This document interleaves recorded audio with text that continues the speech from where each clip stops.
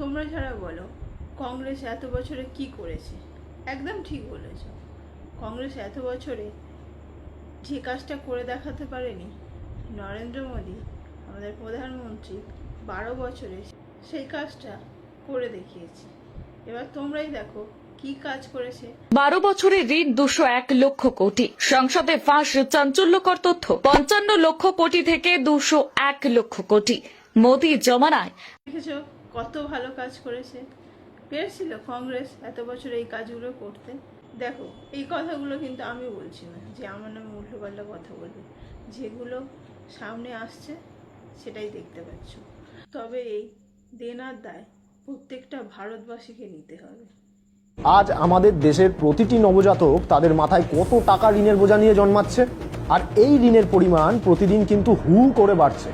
অর্থমন্ত্রকের রাষ্ট্রমন্ত্রী পঙ্কজ চৌধুরী এক প্রশ্নের লিখিত উত্তরে জানিয়েছেন যে 2026 সালের 31শে মার্চ পর্যন্ত ভারত সরকারের মোট ঋণের পরিমাণ দাঁড়িয়েছে 201,17,000 কোটি টাকায়।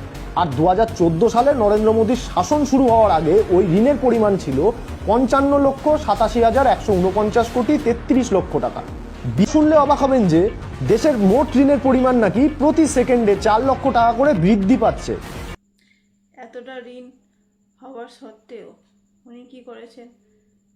12 বছরে 100 বার বিদেশ ভ্রমণ করেছেন। আর সেই বিদেশ ভ্রমণে কত টাকা খরচ হয়েছে দেখে নাও। করে তার 12 বছরের শাসনকালে মোট 100টি বিদেশ সফর করেন, আর 78টি দেশে এই সফরের জন্য মোট খরচ হয়েছে 762 কোটি টাকারও বেশি। এত দেনা থাকা সত্ত্বেও লোকসভার সাংসদদের ভাতা দ্বিগুণ হয়েছে। লোকসভার সাংসদদের ভাতা ও সুবিধার পরিমাণ দ্বিগুণ করা হয়েছে। এখন একজন সাংসদ তথা জনসেবকের পেছনে রাজকোষ থেকে বছরের খরচ প্রায় 50 লাখ থেকে 1 কোটি টাকা। এছাড়া আরো অনেক কিছু আছে, সেগুলো আমি বললাম না, তোমরা কমেন্টে লিখে জানিও।